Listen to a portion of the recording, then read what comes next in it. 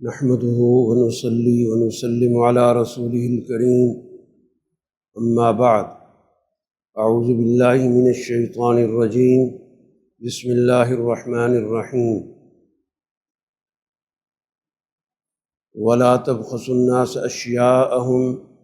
ولا تعثوا في الأرض مفسدين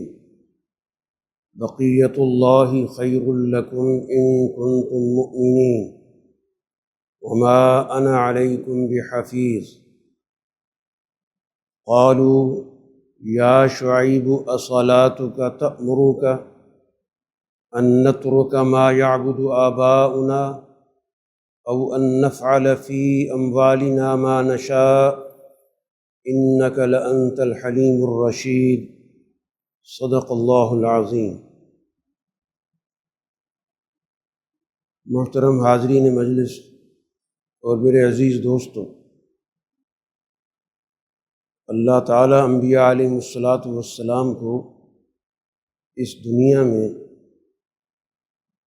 انسانوں کی جامع رہنمائی کے لیے بھیجتا ہے۔ ان کے پیش نظر انسان کی بطور انسان جس جس شعبے میں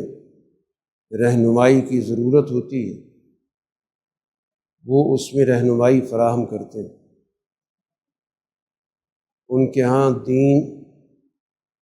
جامع تصور کے ساتھ چاہے مذہبی معاملات ہوں چاہے دنیاوی معاملات ہوں، دونوں پر مشتمل ہوتا ہے۔ تمام انبیاء کی زندگیوں کے اندر ہمیں ایک جامع تصور ملتا ہے جس کا تعلق انسان کی پوری زندگی سے ہوتا ہے، انفرادی معاملات سے ہوتا ہے، اجتماعی معاملات سے ہوتا ہے، ان کے معاشی معاملات سے ہوتا ہے، اخلاقی معاملات سے ہوتا ہے، ان کے عقائد کی اصلاح سے اس کا تعلق ہو، ان کے روزمرہ کی زندگی کے معاملات میں رہنمائی سے اس کا تعلق ہوتا ہے، کیونکہ انسانی زندگی ناقابل تقسیم، اس کا ہر شعبہ دوسرے شعبے کے ساتھ جڑا ہوا، کسی ایک شعبے کی خرابی محض اس شعبے تک محدود نہیں ہوتی بلکہ دوسرے شعبوں کو بھی متاثر کرتی۔ تو جس طرح انسانی زندگی کو ہم تقسیم نہیں کر سکتے، اس کو ہمیں مربوط انداز فکر سے دیکھنا ہوتا ہے، تو اسی طرح جو اللہ نے اس کے لیے رہنمائی کا نظام دیا ہے جس کو دین کہا جاتا ہے، تو اس کی تفصیلات بھی ناقابل تقسیم۔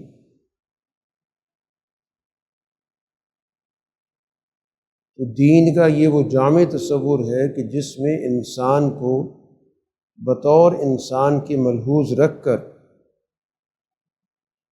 اس کے حوالے سے گفتگو کی گئی، رہنمائی دی۔ اس لیے انسانی زندگی کا کوئی بھی شعبہ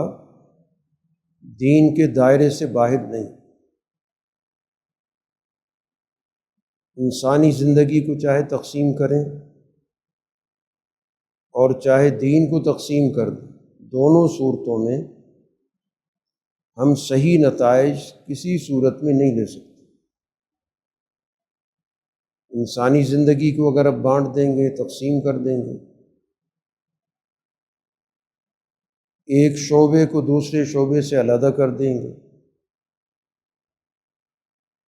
دین کو تقسیم کر دیں گے، اس کی تعلیمات کو ایک دوسرے سے جدا کر دیں گے، دونوں صورتوں میں اس کے جو نقصانات ہوں گے اس کی انسان سے تلافی نہیں ہو سکتی۔ اس وجہ سے دین کا ایک ایسا تصور جو پوری انسانی زندگی پر محیط ہو، اس کو قبول کرنا ضروری ہے۔ اور یہ دین نے خود اپنی تعلیمات میں اس چیز کو مد نظر رکھا ہوا ہے کہ اگر انسانی زندگی کے اندر تبدیلیاں آتی ہیں، اور وہ حالات کی وجہ سے آتی رہتی ہیں، تو ان تبدیلیوں کو بھی پیش نظر رکھا گیا۔ دین کی ہدایات کے اندر جمود نہیں کہ ایسا تصور دے دیا گیا کہ انسانی زندگی تو تبدیلی سے گزر رہی ہے اور وہ تعلیمات ان تبدیلیوں کو پیش نظر نہ رکھے۔ ایک سچے دین کے اندر ایسی بات نہیں ہوتی۔ ہاں کوئی فرسودہ مذہب ہے تو اس کے اندر تو جمود ہوتا ہے، لیکن جو ایک سچا دین ہوتا ہے وہ اپنی تعلیمات کے اندر اس چیز کو ملحوظ رکھتا ہے کہ کہاں پر تفصیلی رہنمائی دینے کی ضرورت ہے۔ تفصیلی رہنمائی کا مطلب یہ ہے کہ انسانی زندگی میں جتنی بھی تبدیلی آتی رہے، رد و بدل ہوتا رہے، کچھ اس کے ایسے تقاضے ہیں جو کبھی تبدیل نہیں ہوتے، تو وہاں تو ایک ایسی جامع رہنمائی دے دی جائے گی کہ جس پر آپ ہر دور میں من وعن عمل کریں۔ کچھ انسانی زندگی کے معاملات جن کے اندر حالات کی وجہ سے، ماحول کی وجہ سے، دنیا کے اندر انسان مختلف چیزوں کو ایجاد کرتا ہے، آلات کی وجہ سے تبدیلی پیدا ہوتی ہے، تو وہاں پر دین اسلام کچھ بنیادی ضابطے، اصول اور سمت کا تعین کرتا ہے کہ یہ بنیادی ضابطے پیش نظر رکھو، اپنی سمت درست رکھو، ان کو ملحوظ رکھتے ہوئے جو بھی تمہاری ضروری اور ناگزیر تبدیلیاں ہیں اس کے مطابق ان ضابطوں سے رہنمائی حاصل کر۔ وہاں پر دین اسلام گویا اس بات کی پوری گنجائش رکھتا ہے کہ انسانی معاشرے کے معاملات کو ان کے صحیح تناظر کے ساتھ پیش نظر رکھا جائے۔ تو اس لحاظ سے گویا دین اسلام کا ایک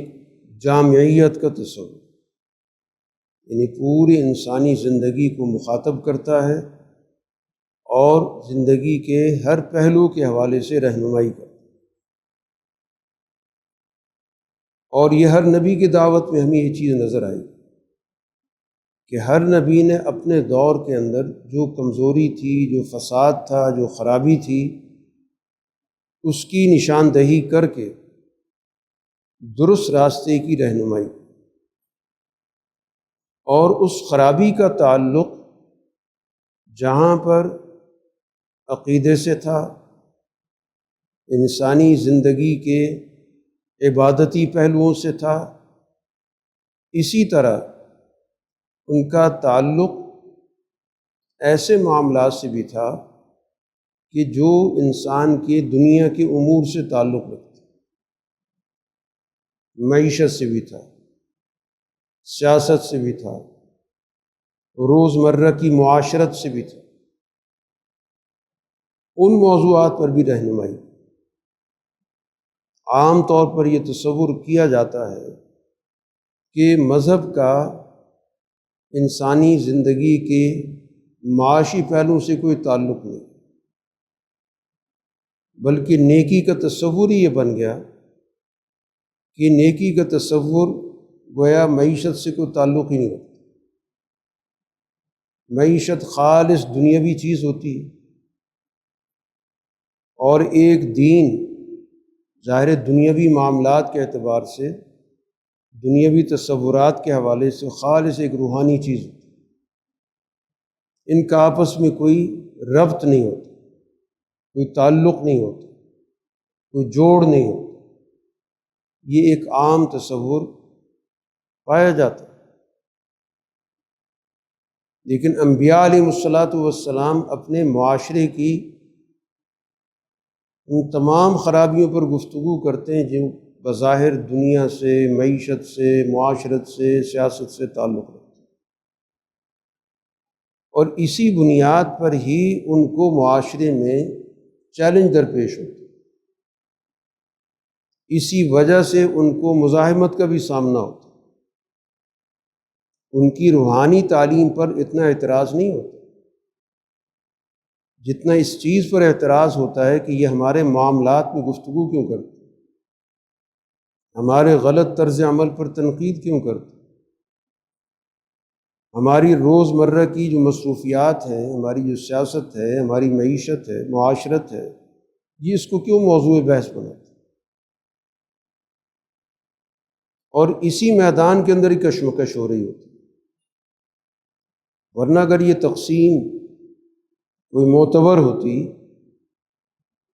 کہ انبیاء علیہ الصلاۃ والسلام کا جو دائرہ ہے وہ روحانیات سے تعلق رکھتا ہے، اور ان کا دنیاوی زندگی سے، مادی معاملات سے، معاشی امور سے، سیاسی اور معاشرتی معاملات سے، انسانی تعلقات کے مختلف دائروں سے کوئی تعلق نہیں، تو اس سوسائٹی کے اندر جس میں اس نبی کی بعثت ہوتی ہے، اس کی پذیرائی کے بہت زیادہ امکانات ہوتے ہیں، جو ایسی صورت میں کہ جب وہ سوسائٹی کے ہر خرابی پر بات کرے اور اس خرابی کے ہر مرکز کو مخاطب کر کے دعوت دے کہ اس خرابی سے نکلو، اپنے غلط طور طریقے بدلو، اپنے فسادی طریقوں کو روکو، تو یہیں پر نبی کے اپنے دور کے نظام کے ساتھ کشمکش شروع ہو جاتی۔ قرآن حکیم نے حضرت شعیب علیہ السلام کا اور ان کے قوم کا ذکر کیا کہ اس قوم کا جو بنیادی مرض تھا، ان کی بد عقیدگی کے علاوہ ایک تو پرانا مسئلہ تھا، ان کے عقیدے کے اندر خرابی تھی، توحید کا نظریہ ان کا صاف شفاف نہیں تھا، اس کے اندر ملاوٹ تھی، اس کو شرک کہتے۔ تو ایک تو اس چیز پر ہر نبی بات کرتا ہے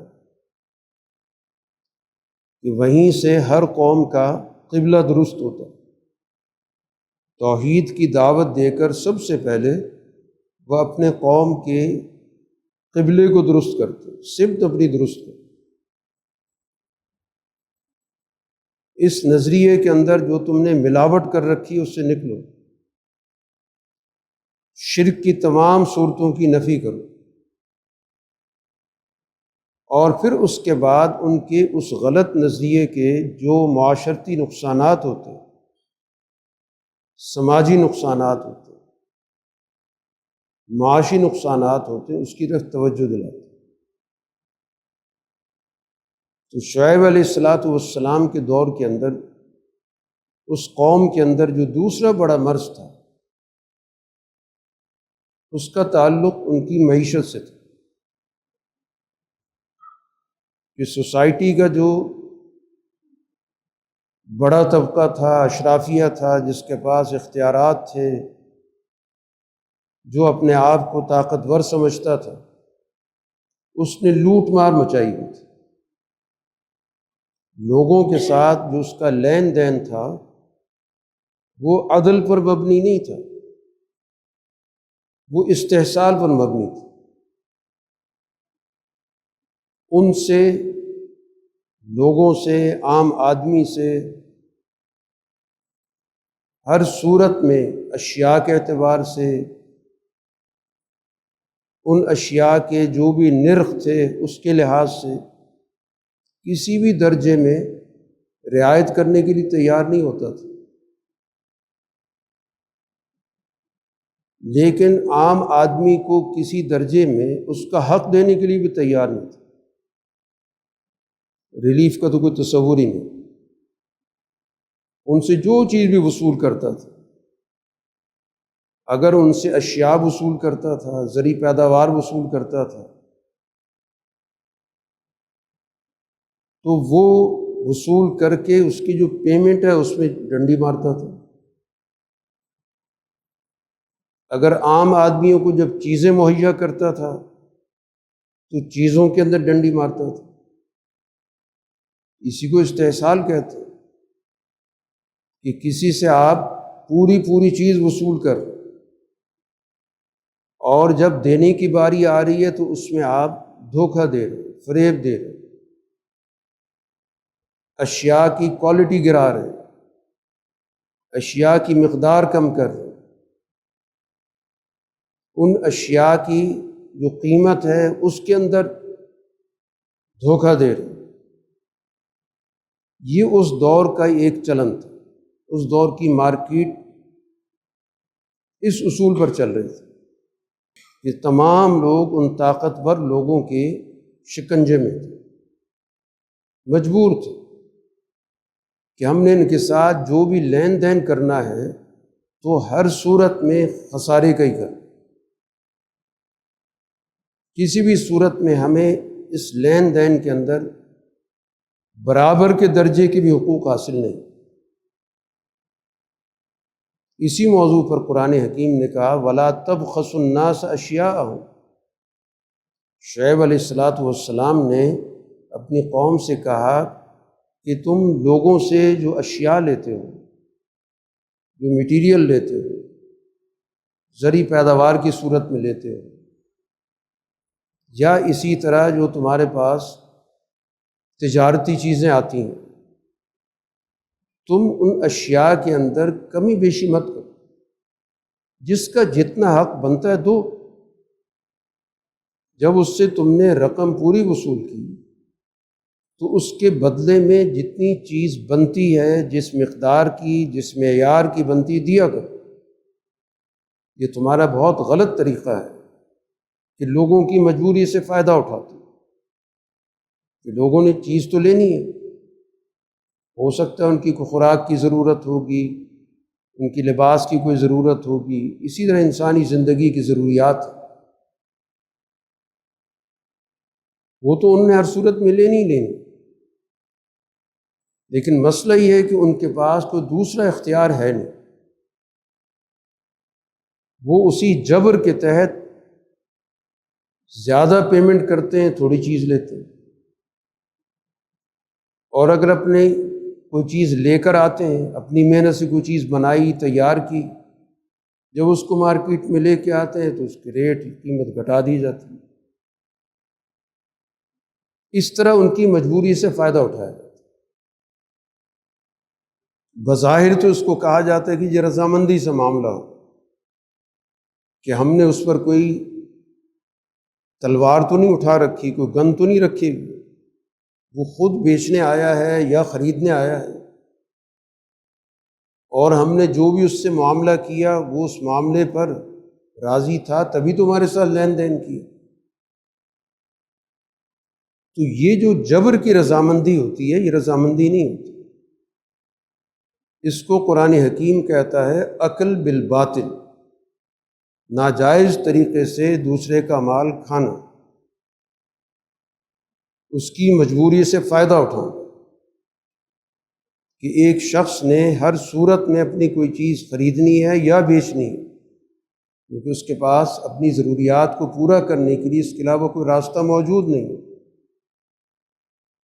اور دوسری طرف وہ مافیا بیٹھا ہوا ہے کہ جو منمانی کرتا ہے، وہ ان کی اشیاء کی منمانی قیمت مقرر کرتا ہے اور مجبور کرتا ہے کہ اسی قیمت پر وہ چیز ان کو بیچی جائے، اور اپنی اشیاء جب دیتا ہے تو اس میں منمانی کرتا ہے کہ اس پیمانے پر نہیں دیتا جس پیمانے پہ خرید رہا ہوتا ہے، یا اس کا معیار گرا دیتا ہے۔ بظاہر تعداد پوری ہوتی ہے لیکن جس معیار کے وہ ان سے وصولی کر رہا ہوتا ہے وہ معیار نہیں ہوتا۔ اس لیے شعیب علیہ السلام نے کہا کہ لا تبخسوا الناس اشیاء، لوگوں کے ساتھ ان کی اشیاء میں کمی مت کرو۔ اور جو دوسرا جملہ ہے وہ اس بات کو واضح کرتا ہے کہ سوسائٹی کے اندر فساد پھیلتا کس وجہ سے، وَلَا تَعْثَوْا فِي الْأَرْضِ مُفْسِدِينَ، زمین میں فساد مچاتے مت پھرو۔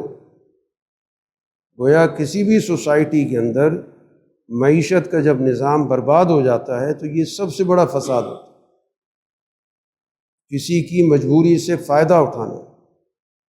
اور اپنے منمانے معیار اور مقدار پر دوسرے کو مجبور کر دینا،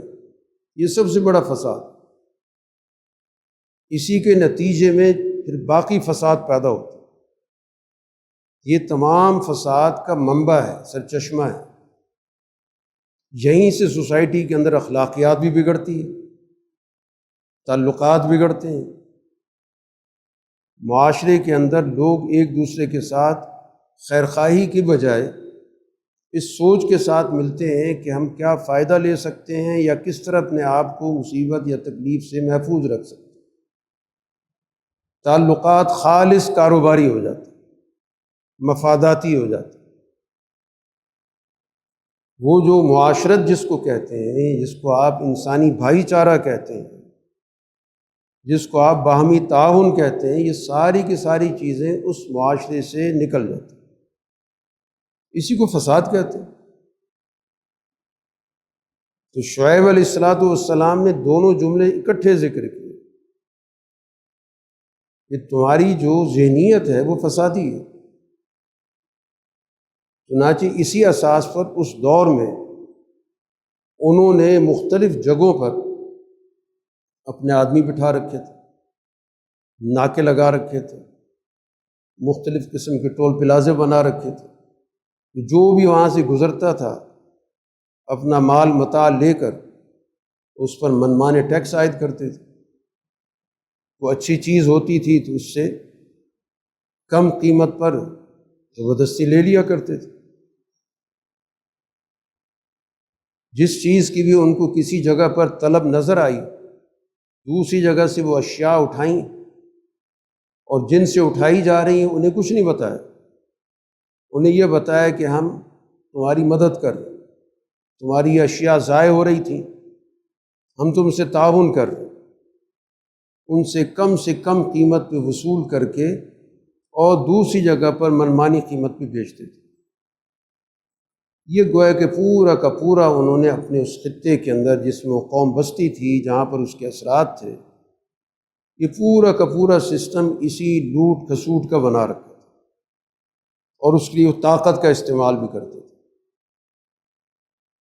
اس لیے شعیب علیہ السلام نے قرآن نے ایک اور موقع پر ذکر کیا کہ وَلَا تَقْعُدُوا بِكُلِّ صِرَاطٍ تُوعِدُونَ، راستوں پر بیٹھ کے لوگوں کو دھمکایا مت کرو، لوگوں کی آمد و رفت کو بھی تم نے مصیبت میں ڈال دی، دباؤ ڈالتے ان پر، ان کی زندگیاں تم نے اجیرن کر رکھی، تم اس سے اپنے مفادات پورے کرتے ہو۔ اور اگر تم صحیح طریقے سے اپنا نظام معیشت بناؤ تو جو اس کے نتائج ہوں گے وہ تمہارے لیے زیادہ بہتر ہے۔ اگر تم عدل کے اصول پر، برابری کے اصول پر، تمام لوگوں کی حقوق اور مفادات کو مد نظر رکھ کر لین دین کا نظام بناؤ گے تو یہ تمہارے لیے کہیں بہتر ہے۔ بقیت اللہ خیر لکم ان کنتم مومنین، اگر تمہیں حقائق پر واقعتاً یقین ہو تو ایک صحیح نظام معیشت کے جو نتائج ہیں وہ تمہارے لیے کہیں بہتر ہو۔ تو گویا ایک پیغمبر اس دور کے معاشی امور پر گفتگو کر لوگوں کی، کمزور لوگوں کی جو معاشی حق تلفی ہے اس پر آواز اٹھا رہا ہے، معاشرے کا جو طاقتور طبقہ ہے اس کو سمجھا رہا ہے کہ تمہاری وجہ سے پوری سوسائٹی کے اندر فساد مچاؤ، اور فساد ہمیشہ اوپر کے مافیا کی وجہ سے ہوتا ہے، نیچے اس کے اثرات ہوتے ہیں۔ عام طور پر ہم اثرات کو زیر بحث لاتے ہیں یا اس کے خلاف گفتگو کرتے ہیں۔ ہر آدمی کے اندر فساد کے اثرات ہوتے ہیں۔ جب اوپر لوٹ کھسوٹ کا نظام ہوگا تو نیچے اثرات تو پڑیں گے۔ ہمیں نچلے آدمی کے اثرات نظر آتے ہیں، ہم اس کے ساتھ الجھتے ہیں، جو اپنی جگہ پہ وجہ بھی بنتی ہے اس کی، لیکن اس پہ نظر نہیں پڑتی کہ یہ آدمی اس پورے سلسلے کے اثرات کا سب سے بڑا شکار ہے، تو لازمی طور پر یہ بھی اپنا طریقہ اسی طرح بنائے گا کہ میں نے بھی زندگی بسر کرنی ہے، تو جہاں میرا داؤ لگتا ہے میں بھی لگاؤں۔ کسی چیز کے دینے کے اندر میں کوئی ہیرا پھیری کر سکتا ہوں کروں، کسی کی لا علمی سے فائدہ اٹھا سکتا ہوں اٹھاؤں، کم قیمت کی چیز کے اندر میں اگر کچھ زیادہ کما سکتا ہوں کماؤں۔ یہ اثرات ہیں جو ہر آدمی پر نیچے پڑتے ہیں۔ اسی کو تو نظام کی خرابی کہتے ہیں کہ اس سے سوسائٹی کا کوئی فرد بچتا نہیں، ہر ایک اس کے لپیٹ میں آ جاتا ہے۔ اگر ایک طرف سے اس کا استحصال ہو رہا ہوتا ہے تو دوسری طرف جہاں اس کو کوئی تھوڑا بہت چند فیصدی کوئی موقع مل جائے تو ظاہر ہے کہ وہ بھی اس صورتحال سے فائدہ اٹھاتا ہے۔ لیکن ہمارا موضوع وہ نچلا طبقہ ہوتا ہے، اس کی بد اخلاقی ہوتی ہے، اس کا غلط طریقہ کار ہوتا ہے، وہ ہمارا موضوع بحث بنا ہوتا ہے۔ اس کو نہیں دیکھا جاتا ہے کہ یہ اثرات کہاں سے مرتب ہو۔ جو معاشرے کے اندر بڑے بڑے مافیا بیٹھے ہوئے جو اربوں خربوں کا حساب کتاب رکھتے ہیں، جن کا لین دین اور اتنی مقدار میں لوٹ کسوٹ کا ان کا نظام، اس کے نتیجے میں پوری سوسائٹی اس شکنجے میں گرفتار ہوتی ہے، اور نتیجہ یہ نکلتا ہے کہ پورے معاشرے کے اندر آپا دھاپی ہوتی ہے۔ ہر آدمی گویا کہ اپنے بقا کے نام پر کوشش کر رہا ہوتا ہے کہ کسی طرح میں اپنی زندگی گزاروں اور جہاں مجھے موقع ملے میں وصولی کروں۔ اسی کو فساد کہتے ہیں۔ فساد کا مطلب یہ ہوتا ہے کہ پوری سوسائٹی کے اندر لا قانونیت، پوری سوسائٹی کے اندر اخلاق نام کی کوئی چیز نہیں، پوری سوسائٹی کے اندر ہر فرد موقع کی تلاش میں ہوتا ہے، کسی کو مل رہا ہوتا ہے، کسی کو نہیں مل رہا ہوتا ہے، کسی کو تھوڑا کسی کو زیادہ، لیکن ذہنیت یہ بن جاتی ہے۔ یہی فساد جس کو شعیب علیہ السلام بتا رہے۔ تو آج بھی سوسائٹی کے اندر جو آپ کی خرابی ہے وہ اسی اصول پر آپ اس کو پرکھ کے دیں کہ آپ کے معاشرے کا جو مراعات یافتہ طبقہ ہے، ساری فساد کا جڑ وہ، ساری خرابیاں وہیں سے پیدا ہوتی ہیں اور ساری خرابیاں وہیں پر پہنچتی ہیں، اور فساد سے پوری سوسائٹی جو ہے وہ آلودہ ہو چکی۔ اب جن کا استحصال ہوتا ہے، جو اس فساد کا شکار ہوتے ہیں، وہ آپس میں الجھتے ہیں۔ ظاہر جو جس کا براہ راست جس سے رابطہ ہوتا ہے، تعلق ہوتا ہے، جس سے جس کا واسطہ پڑ رہا ہوتا ہے، وہ سلجھے گا۔ میں جس سے کوئی چیز خرید رہا ہوں، مجھے نامناسب لگ رہی ہے تو میں ظاہر اس سے بحث بھی کروں گا، جلی کٹی بھی سناؤں گا، ہو سکتا ہے بسا اوقات بات کہیں سے کہیں چلی جائے۔ پوری سوسائٹی کے اندر جہاں جہاں پر بھی لوگوں کا آپس میں لین دین ہوگا، ظاہر ہے کہ اسی بنیاد پر ہو رہا ہے کہ ہر آدمی یہ سمجھ کر کام کر رہا ہوتا ہے کہ اس آدمی نے ہر صورت میں مجھے کوئی نہ کوئی نقصان پہنچا اور میں نے اس سے کسی نہ کسی طرح بچنے کی کوشش کی۔ وہ جو اعتماد جس کو کہا جاتا ہے، جس کو قرآن و حدیث کی اصطلاح میں امانت کہا جاتا ہے، وہ تو تصور ختم ہو چکا۔ کوئی کسی پہ اعتماد نہیں کر سکتا، وہ اعتماد کا، امانت کا ماحول بالکل معاشرے میں پایا ہی نہیں جاتا، حتیٰ کہ ایک خاندان کے اندر موجود نہیں ہے۔ اگر ایک خاندان کے لوگ اگر آپس میں کسی بھی درجے میں کسی معاشی سرگرمی میں مشترک بھی ہیں تو وہاں پر ان کے دلوں کے اندر وسوسے اور خیالات ہوتے ہیں کہ معلوم نہیں کہ یہ میرا بھائی میرے ساتھ کہیں پر ہیرا پھیری تو نہیں کر رہا، تو ہاتھ تو نہیں دکھا رہا، جن جگہوں پر اس کے معاملات چل رہے ہیں کہیں پر دھوکہ دہی تو نہیں ہو رہی۔ یہ پوری سوسائٹی کا یہ فساد ہوتا ہے، تعلقات بگڑ جاتے ہیں، ایک دوسرے کے بارے میں غلط فہمیاں پیدا ہو جاتی۔ تو آج کی جو سوسائٹی ہے، جو معاشی بگاڑ کی سوسائٹی ہے، اس کا سب سے بڑا مسئلہ یہی ہے کہ آپ کی سوسائٹی کا ایک بہت بڑا حصہ اس خط سے نیچے ہے جس کو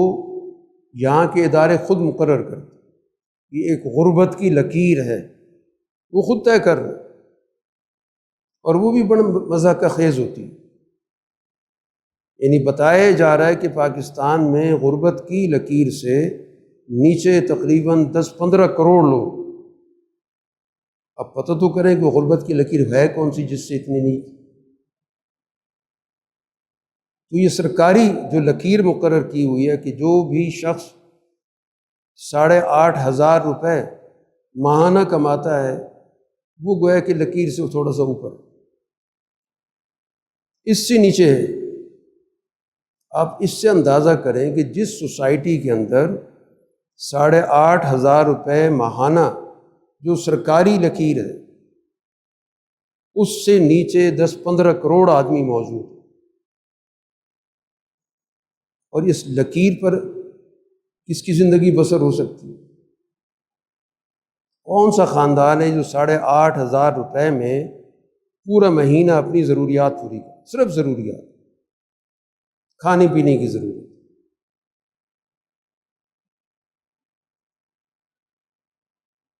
اور اوپر تھوڑا سا چلے جائیں، عالمی بینک نے جو لکیر مقرر کی وہ 18,000 روپے مہینہ مقرر کی، کہ جو بھی 18,000 روپے مہینہ ہے وہ لکیر پر کھڑا ہے یا تھوڑا سا اوپر ہو، یہ عالمی بینک نے مقرر کر دی۔ تو یہ وہ حقائق ہیں جو آج سوسائٹی کے اندر موجود۔ اور گزشتہ 6 سال میں پاکستان کے اندر تقریباً 5-6 کروڑ اس خط سے نیچے گئے، جو خود ان کا مقرر کردہ خط، جو خود ان کے مقرر کردہ لکیر ہے، ان کے اپنے اعداد و شمار ہیں، سرکار کے اعداد و شمار ہیں کہ گزشتہ 5-6 سالوں کے اندر اس سے بھی تقریباً 5-6 کروڑ لوگ نیچے چلے۔ دین نے جو ہمیں سسٹم بتایا تھا کہ دین کی نظر میں وہ شخص جو زکوٰۃ دینے کی اہلیت رکھتا ہے، اس کے علاوہ جو لوگ ہیں اس کے اندر 2 طرح کی گروپ بنتے ہیں۔ ایک گروپ وہ ہے کہ جو زکوٰۃ دے تو نہیں سکتا، اس پہ زکوٰۃ فرض نہیں، لیکن اپنی ضروریات ہی زندگی پوری کر، اس کے پاس اپنا گھر کا ساز و سامان اتنا موجود ہے کہ اپنی ضرورت کی زندگی بسر کر رہا ہے، زکوٰۃ وہ نہیں لے سکتے۔ اور ایک طبقہ وہ ہے کہ جو اس سے نیچے چلا گیا، وہ زکوٰۃ کا مستحق ہوتا ہے، اس کو زکوٰۃ دی جاتی ہے، اور اس لیے دی جاتی ہے کہ وہ سطح پہ آئے تاکہ کم سے کم زکوٰۃ لینے کے دائرے سے نکلے۔ زکوٰۃ کا بنیادی مقصد بھی یہی تھا، جو رسول اللہ صلی اللہ علیہ وسلم نے فرمایا تھا کہ اپنے غنی لوگوں سے لو اور ان لوگوں کو دو تاکہ یہ اپنے پاؤں پہ کھڑے ہو۔ بھیک منگے پیدا کرنا تو مقصد کبھی بھی نہیں رہا، اور رسول اللہ صلی اللہ علیہ وسلم نے ممنوع قرار دے دی ہر اس شخص کے لیے جو صحت مند ہے، کام کرنے کی صلاحیت رکھتا ہے، اگر اس کے پاس وسائل نہیں ہیں تو وہ اپنی محنت سے وسائل پیدا کرے۔ اس کو اجازت نہیں دی گئی کہ وہ ہاتھ پہ ہاتھ دھر کے بیٹھ جائے اور لوگوں سے جا کے تقاضا کرے کہ اس کو زکوٰۃ دی۔ تو رسول اللہ صلی اللہ علیہ وسلم نے اپنے دور میں سب سے پہلے تو اس بات کی کوشش کی کہ جتنی بھی سوسائٹی کے افراد ہیں اس میں جن کے پاس بھی کچھ وسائل زائد ہیں ان کی ایسی تربیت کی کہ انہوں نے ان وسائل میں باقی لوگوں کو شریک کیا، تربیت کی بنیاد۔ ہر آدمی گویا کہ دوسرے آدمی کو اپنے وسائل میں شریک کر کے اطمینان حاصل کرتے، کہ ہم سب مل کے گویا کہ سوسائٹی کی تعمیر و ترقی میں کردار ادا کریں۔ دو علیحدہ علیحدہ طبقے نہیں پیدا ہونے کے کہ ایک صرف دینے والا اور ایک صرف لینے والا، سب کو اکٹھا کر کے پورے معاشی نظام کی عمارت کھڑی۔ اس لیے اس سوسائٹی کے اندر آہستہ آہستہ لوگوں کی جو زندگی کا معیار ہے وہ آہستہ آہستہ بڑھنے لگا۔ رسول اللہ صلی اللہ علیہ وسلم کے بعد حضرت ابوبکر رضی اللہ تعالیٰ عنہ اس مسئلے پہ جو اتنی حساسیت دکھا رہے ہیں، وہ جو زکوٰۃ کے موضوع پہ گفتگو کرتے ہیں کہ لوگوں نے مویشی کی زکوٰۃ دینے سے انکار کیا، تو جو حضرت ابوبکر کا وہ قول ہے کہ اگر کوئی شخص رسول اللہ صلی اللہ علیہ وسلم کو بکری کا بچہ بھی دیتا تھا، اس پہ بھی ہم سمجھوتا نہیں کر سکتے۔ ہم نے یہ زکوٰۃ وصول کرنی ہے تاکہ ہم ان کمزور لوگوں تک پہنچائیں جن کے پاس نہیں ہے۔ ذمہ داری محسوس کی کہ ہماری ذمہ داری ہے۔ یہ خطبہ نہیں دیا کہ جو کسی کو دیکھے اس کی جا کے مدد کر، یہ سسٹم کی ذمہ داری ہوتی ہے کہ وہ لوگوں کی غربت دور کرے، اور اس کا نظام بنانا اس کے دائرے کے اندر آتا ہے، اس کے اختیارات میں بھی آتا ہے، اس کی ذمہ داریوں میں بھی آتا ہے۔ اس لیے حضرت ابوبکر رضی اللہ تعالیٰ عنہ اپنی طبیعت کے برعکس اس مسئلے پر سختی کر، ان کی طبیعت کے اندر تو ظاہر ہے کہ جو عمومی ان کا رویہ بڑی نرمی کا ہے، لیکن اس معاملے کے اندر انہوں نے حد درجہ سختی کی کہ میں تو اس معاملے پر کوئی سمجھوتا نہیں کر سکتا، اگر مجھے اکیلا بھی میدان میں ایسے لوگوں سے لڑنا پڑا تو میں اکیلا بھی لڑوں۔ بلکہ حضرت عمر فاروق رضی اللہ تعالیٰ عنہ نے انہیں مشورہ دینے کی کوشش کی کہ اس وقت حالات سازگار نہیں ہیں، تو ان کو ڈانٹ دیے کہ تمہیں کیا ہو، زمانہ جاہلیت میں تو بڑے سخت ہوا کرتے تھے، یہیں پر تمہیں نرمی دکھانے کا موقع ملا، کسی صورت میں سمجھوتا نہیں ہو سکتا۔ تو وجہ اس کی یہی ہے کہ اس سے پوری سسٹم کا تعلق، اور معیشت کو درست کرنا، سنبھالنا، کمزوروں کے حقوق کو پورا کرنا ایک ذمہ داری ہے نظام کی۔ اس کے لیے نظام وضع کرنا یہ اس دور کے حکومت کے بنیادی دائرہ اختیار کے اندر آتی ہے، اس کے فرائض میں آتی ہے یہ بات کہ ایسا نظام بنائے کہ جس سے سوسائٹی کی غربت ختم، اور پھر اسی نظام کو ترقی دیتے دیتے جب حضرت عثمان رضی اللہ تعالیٰ عنہ کا دور آتا ہے تو پھر وہاں پر زکوٰۃ لینے والا کوئی نہیں رہتا، یعنی سوسائٹی کے اندر غربت ختم ہو، مستحق زکوٰۃ کوئی نہیں رہا کہ جس کو واقعتاً زکوٰۃ دی جا سکے۔ اب وہ صرف بیت المال میں جمع ہو رہی ہے، لی جا رہی ہے کہ کسی بھی وقت ظاہر حالات پیدا ہو جاتے ہیں، لیکن لینے والا کوئی نہیں۔ یہ ہوتی ہے کسی بھی سسٹم کی کامیابی کہ وہ کہاں سے شروع ہوا تھا اور کس طرح اس نے ان وسائل کو بہتر طریقے سے استعمال کرتے ہوئے سوسائٹی سے غربت کا خاتمہ کر دیا۔ اور پھر ایک وقت یہ بھی آیا، حضرت عثمان رضی اللہ تعالیٰ عنہ نے پالیسی میں ایک بڑی تبدیلی کی کہ ان سے پہلے جو شیخین کا دور تھا، حضرت ابوبکر، حضرت عمر رضی اللہ تعالیٰ عنہما کا، اس میں تو اسٹیٹ کی پالیسی یہ تھی کہ جتنے بھی زکوٰۃ کے اموال ہیں، جہاں سے زکوٰۃ وصول کی جاتی ہے، سب سے براہ راست ریاست وصول کرے، باقاعدہ اس کے لیے عاملین مقرر ہوں گے، مختلف جگہوں پر جائیں گے، تمام اموال زکوٰۃ سے وہ زکوٰۃ کی وصولی کو یقینی بنائیں۔ لیکن جب معاشی خوشحالی آ گئی تو حضرت عثمان رضی اللہ تعالیٰ عنہ کے دور میں ایک فیصلہ ہوتا ہے، لوگوں پر اعتماد کیا جاتا ہے کہ دو طرح کے مال ہیں، ایک وہ مال ہے جس کی اسسمنٹ بڑی آسانی سے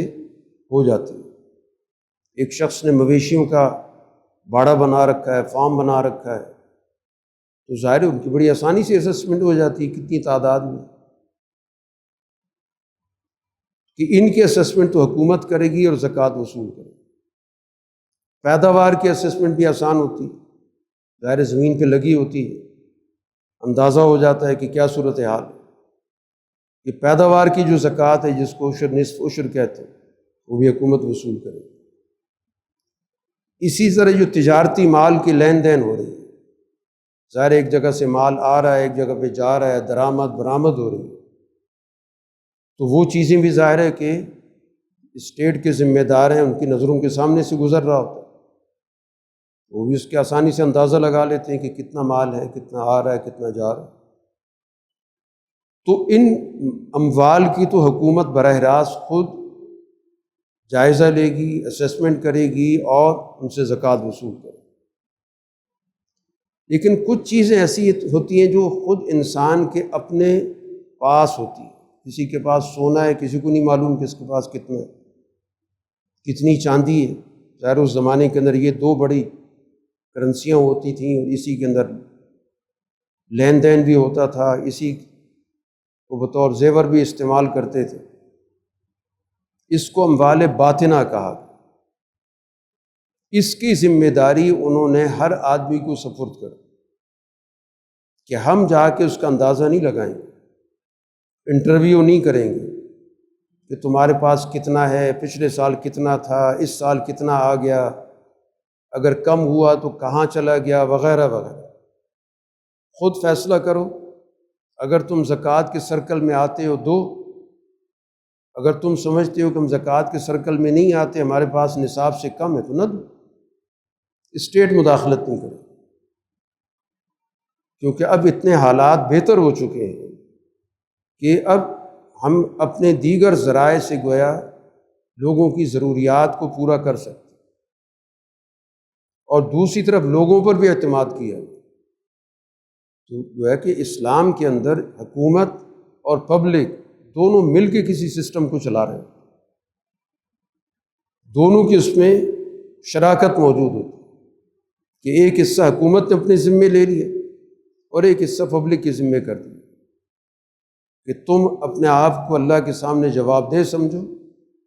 اندازہ کرو، خود فیصلے کرو، ہم اس میں کوئی مداخلت نہیں کریں۔ جتنا لے آؤ گے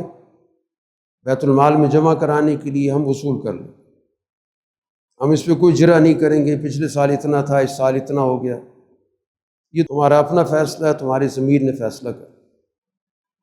تو کہنے کا مقصد یہ ہے کہ جب سوسائٹی کے اندر بااعتماد حکومت ہوا کرتی ہے، جس پہ لوگ اعتماد کرتے ہیں، تو اس معاشرے کا جو معاشی نظام ہے، اس کے اندر بھی لوگوں کے اندر خود اعتمادی ہوتی ہے، باہمی اعتماد سے ہمیشہ نظام چلا کرتا ہے۔ ہمارے ملک کا جو نظام ہے تو سب سے زیادہ بد اعتمادی پر مبنی، پورے نظام کی اساس ہی یہ سمجھا جاتا ہے کہ جس سے وصولی کی جا رہی ہے اس نے بہت کچھ چھپا رکھا، اور وصولی بھی انہی لوگوں سے کی جا رہی ہوتی ہے جو ان کے دائرہ اختیار میں آ رہے ہوتے ہیں۔ کتنا بڑا حصہ ہے جو نیٹ ورک سے باہر ہے، جو آپ کے مراعات یافتہ طبقہ ہے، وہ کسی نیٹ ورک میں نہیں، جس کا حساب کتاب حکومت کے پاس ہے کہ تو ہم اتنا دیتے ہیں، اسی سے وصولیابی ہو رہی ہوتی ہے۔ تو وہ جو پورا کا پورا جو شعیب علیہ السلام نے بتایا تھا کہ قوم کے اندر فساد مچا ہوا، تو آج آپ کی سوسائٹی کے اندر معیشت کا فساد مچا ہوا، آپا مچی ہوئی ہے، بیٹھے ہوئے ہیں کہ کہاں کہاں سے ہم نے وصول کرنا ہے، کیسے کیسے ٹیکس لگانے ہیں اور کس کس نام سے لگانے۔ لوگوں کی ضروریات ہیں جو انہیں استعمال کرنے، وہ ضروریات پہ ٹیکس در ٹیکس در ٹیکس۔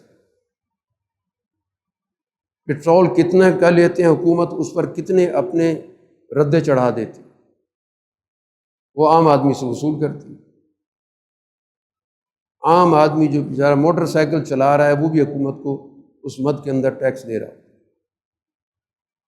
اور اوپر جو مراعات یافتہ طبقہ بیٹھا اس کے پتہ نہیں کتنی لیٹر جو ہے ان کے لیے مفت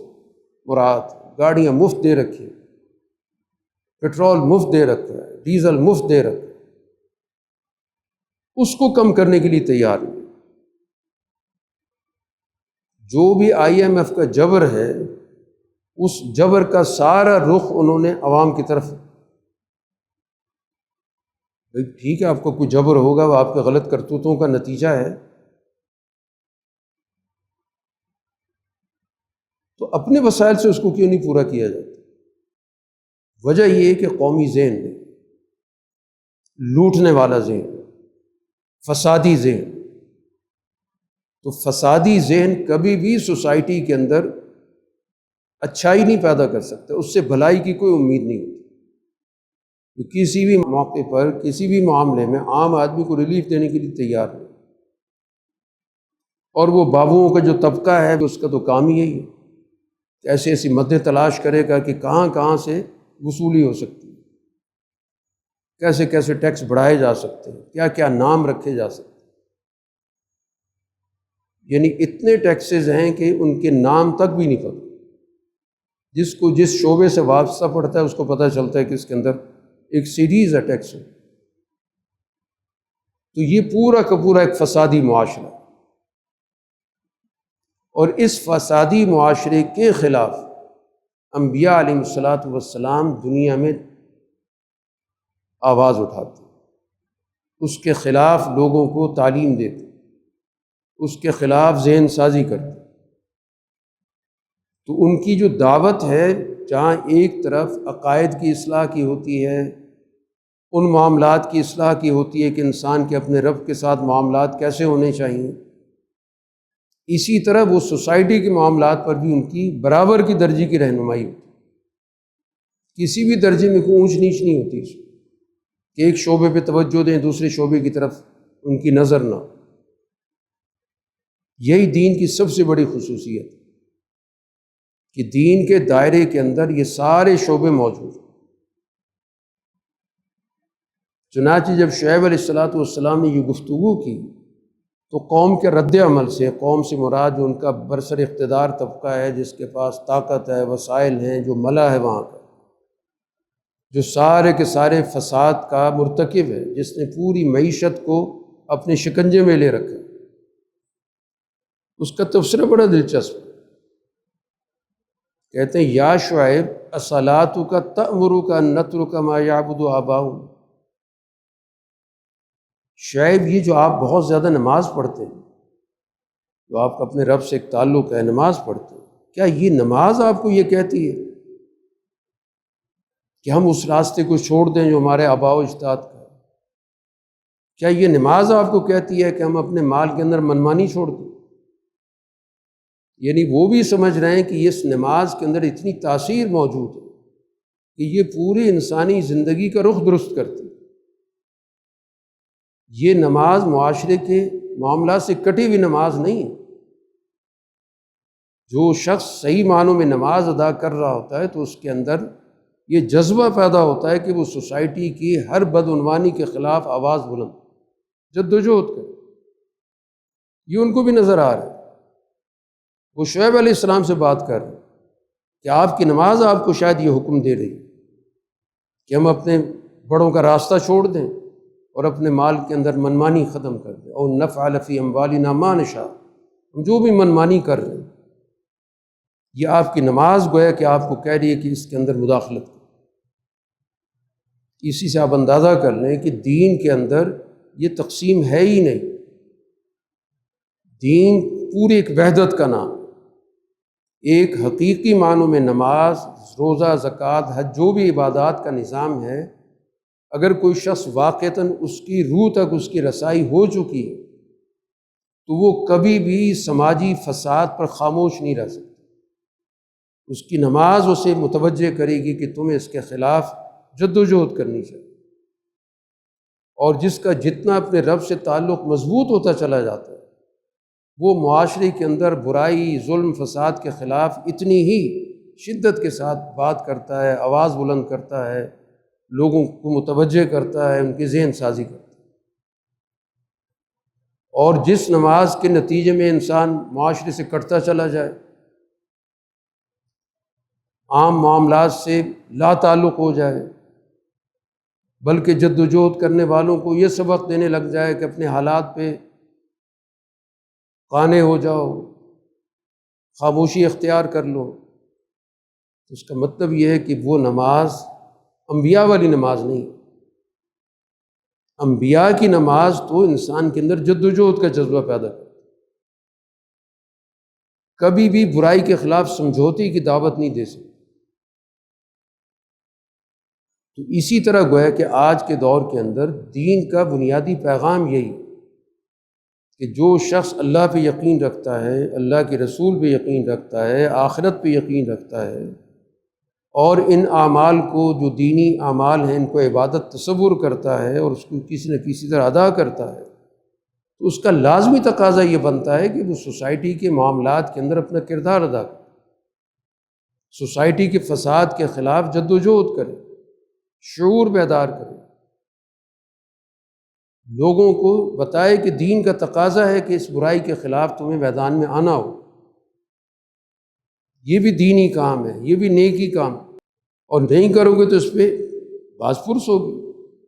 کہ تم نے جد و جہد کیوں نہیں کی، تمہاری نماز نے تمہارے اندر ظلم کے خلاف جذبہ کیوں نہیں پیدا کیا۔ تمہیں تو بتایا گیا تھا کہ ان الصلاۃ تنہی عن الفحشاء والمنکر، تمہاری نماز نے سوسائٹی میں برائیوں کے خلاف کیوں نہیں تمہارے اندر جذبہ پیدا کیا؟ کیونکہ جب کوئی بھی نماز نظریے سے کٹ جاتی ہے تو وہ ایک رسم ہوتی ہے۔ جب نظریہ درست ہوگا کہ ہم نے سوسائٹی کے اندر کسی بھی صورت میں طاغوت کی بالادستی قبول نہیں کرنی، ہم نے ہر صورت میں اللہ کی بندگی کے نظریے کو تمام نظریات پر غالب رکھنا، تو وہ کبھی بھی کسی سوسائٹی کے فساد کو قبول نہیں کر سکتے، اس کے خلاف جدوجہد کرے گا، اس کے خلاف آواز بلند کرے گا، لوگوں کو اس کے لیے ذہنی طور پہ آمادہ کرے گا، تیار کرے گا، تعلیم و تربیت کے ذریعے ایک فضا پیدا کرے گا۔ تو اب یہ جو ایام ہیں یہ محض دنیاوی نوعیت کے نہیں ہیں کہ بجٹ آئے گا، کچھ چیزیں مہنگی ہو جائیں گی، کچھ واویلا مچے گا، ہم کہ دنیا کا کوئی مسئلہ آ گیا۔ دینی نقطہ نظر سے بھی گویا کہ ان معاملات کو حساسیت کی نظر سے دیکھنے کی ضرورت ہے۔ دین کا تقاضا ہے کہ ہم اس معاشی ظلم کے خلاف آواز بلند کریں، ذہن سازی کریں، توجہ دلائیں کہ اصل مرکز خرابی کا کیا ہے، کون ہے۔ اگر عالمی سطح پہ IMF ہے تو یہ نیچے جو اس کے کارندے بیٹھے ہیں جو اس کے ظلم کو نیچے بھی منتقل کرتے ہیں اور اس کے ظلم کو خود رخ بھی دیتے ہیں، اس کو تو ظاہر ہے کہ وصولی سے مطلب ہے، اور یہ آپ کا برسر اقتدار طبقہ ان وصولیوں کا سارا رخ جو ہے عام آدمی کی طرف کر دیتا ہے، اپنے وسائل سے جو اس کے پاس موجود ہے اربوں خربوں کے اثاثے ہیں ان کی طرف کیوں نہیں منتقل کرتا، وہ اپنی زندگی کو ایک متوسط زندگی میں کیوں نہیں لے کے آتا۔ تو جب تک یہ آپ کا جونک طبقہ ہے جو چوس رہا ہے، جو سوسائٹی پر مسلط ہے، چاہے وہ آپ کی انتظامیہ میں ہے اور چاہے آپ کی عدلیہ کے اندر ہے اور چاہے آپ کی سیاست کے اندر ہے، چاہے آپ کی صنعت کے اندر ہے اور چاہے اسی طرح جو زراعت کے بڑے بڑے جاگیردار بیٹھے ہیں، یہ سارے کے سارا ایک کلب ہے جو سوسائٹی پر مسلط ہے، اور جو آپس میں ایک دوسرے کو سلواتے بھی سناتا رہتا ہے۔ جب سیاست میں آپ ان کی باتیں سنیں تو ایک دوسرے کو دھو بھی رہے ہوتے ہیں، ان کو پتہ ہوتا ہے کہ ہم نے مل جل کے نظام چلانا ہے، لوگوں کا ہم تھوڑا سا غبار ہلکا کر دیں، برا بھلا کہیں گے، وہ کہے گا یہ بھی ٹھیک کہہ رہا ہے، وہ کہے گا یہ بھی ٹھیک کہہ رہا ہے، یہ پوری کی پوری ایک اوپر ایک منوپلی قائم ہے، ایک کلب بنا ہوا ہے جو اس طرح سوسائٹی کے اندر لوگوں پر اپنی حکومت کرتا ہے، لوگوں کو دھوکہ دیتا ہے، لوگوں کو تقسیم کر رکھا ہے، ایک پارٹی دوسری پارٹی، لیکن پارٹیوں کی جتنی بھی قیادتیں ہیں وہ ایک ہی کلب کی ممبر، ان کا آپس میں کوئی اختلاف نہیں، صرف لوگوں کے جذبات کو بہلانے کے لیے، ان سے فائدہ اٹھانے کے لیے وہ ایک دوسرے پہ تبصرے کرتے رہتے ہیں، جیسے کہ آج کل شمالی علاقے کے اندر ہو رہا ہے یا کشمیر کے اندر ہو رہا ہے۔ یہ وہ لوگ ہیں کہ جنہوں نے پوری سوسائٹی کو 70-80 سال سے یرغمال بنا رکھا، تو اس یرغمال بنانے والے طبقے کے خلاف دین کا تقاضا یہ ہے کہ ان کی جو بھی کرتوت ہے ان پر گفتگو ہونی چاہیے۔ ان کی معاشی کرتوت کیا ہیں، ان کے سیاسی کرتوت کیا ہیں، ان نے کس کس طرح قوم کے سودے کیے ہوئے ہیں، کس کس طرح بیچا ہوا ہے، کس کس طرح یہ بڑی طاقتوں سے سودے کر کے اپنے ملکی مفادات کو اونے پونے داموں پر بیچتے ہیں، جن کے مفادات اس ملک کے اندر موجود ہی نہیں، اپنے اثاثے محفوظ جگہوں پہ رکھے ہیں، یہاں پر صرف لوٹ مار کے لیے موجود کہ زیادہ سے زیادہ کیسی لوٹ مار کی جا سکتی۔ تو بات وہی ہے جو شعیب علیہ والسلام نے کہ قرآن نے ان واقعات کو اسی قرآن کا حصہ بنا دیا کہ یہ تاریخ ہر دور کے اندر موجود رہتی ہے۔ یہ واقعات ماضی کے محض واقعات نہیں ہیں، اس لیے قرآن نے واقعات کی بڑی ہی جو منتخب نوعیت ہے وہ رکھی، بڑی سلیکٹڈ قسم کی اس کے اندر سے چیزیں واقعات کی، اقوال کی، ارشادات کی رکھی کہ یہ وہ چیزیں ہیں جو سوسائٹی کے اندر دہرائی جاتی رہتی۔ تو اب ایسا نہیں کہ قوم ہوا کرتی تھی اور شعیب علیہ السلام آئے تھے اور یہ فرمایا تھا، وہ تو فرمایا جو اس تو فرمایا۔ اصل چیز یہ کہ جس مرض کی انہوں نے نشاندہی کی اپنی قوم کے اندر، وہی مرض آج ہماری سوسائٹی کے اندر کہیں بدرجہ آگے موجود، اور وجہ اس کی ہوئی استحصالی ذہنیت کہ دوسرے سے پورا کا پورا فائدہ حاصل کرو اور اس تک صرف اتنا پہنچاؤ کہ جس کے نتیجے میں یہ کل مزید اس قابل رہے کہ ہم اس کو لوٹ سکیں، صرف اتنا خرچ ہوتا ہے۔ یہ جو بھی عوام پہ خرچ کیا جاتا ہے کس لیے کیا جاتا ہے؟ یہ اس لیے کیا جاتا ہے کہ کل یہ اس قابل رہیں کہ ہم ان کو لوٹ سکیں، اس لیے ان کو اس قابل ضرور رکھو تاکہ یہ بالکل ہی فوت نہ ہو جائے، ختم نہ ہو جائے، یہ کچھ نہ کچھ بھاگ دوڑ کرتے رہیں، ہمارے لیے وسائل جمع کرتے رہیں تاکہ وقتاً فوقتاً ہم ان پہ چھاپے مارتے رہیں، وقتاً فوقتاً ہم ان پہ دھاوا بولتے رہیں۔ اور یہ دھاوا بولا جاتا ہے، آپ کے ہاں تو ہر 15 دن کے بعد جو ہے رد و بدل ہوتا ہے اشیاء کا، نرخ مقرر کیے جا رہے ہوتے ہیں، نرخ کو چیک کرنے والے افسران جا رہے ہوتے ہیں، کمزوروں پہ تشدد بھی کر رہے ہوتے ہیں دکھانے کے لیے قانون نافذ ہو رہا ہے۔ تو یہ سارا ناٹک آپ کے سامنے ہوتا ہے، اس ناٹک کو سمجھنے کی اور سمجھانے کی ضرورت ہے کہ یہ سارے لوگ کون ہیں، محرکات کون ہیں، اس کے پیچھے اصل طبقات کون ہیں، ذہنیت کیا ہے، اور اس ذہنیت کے جو مالک لوگ ہیں یا اس ذہنیت کی اعلی کار لوگ ہیں۔ جب تک سوسائٹی کے اندر ایسے چہروں کو، ایسے کرداروں کو واضح نہیں کیا جائے گا، ننگا نہیں کیا جائے گا، ظاہر بات ہے کہ اس وقت تک لٹنے والا لٹتا رہے گا، کبھی ایک چہرے کے ہاتھ سے، کبھی دوسرے چہرے کے ہاتھ سے۔ تو اس وجہ سے شعیب علیہ والسلام کی دعوت محض اپنے دور تک محدود نہیں ہے، بلکہ وہ دعوت آج بھی ہے کہ وَلَا تَبْخَسُوا النَّاسَ أَشْيَاءَهُمْ وَلَا تَعْثَوْا فِي الْأَرْضِ مُفْسِدِينَ، کہ نہ اشیاء کے اندر کمی بیشی کرو، نہ زمین میں فساد مچاتے پھرو، نہ ایسے راستوں پر بیٹھو کہ لوگوں کو ڈرا دھمکا کے ان سے پیسے وصول کرو، ان سے مال وصول کرو، ان کی تجارتی جو آئٹم ہیں ان پہ قبضے شروع کر دو،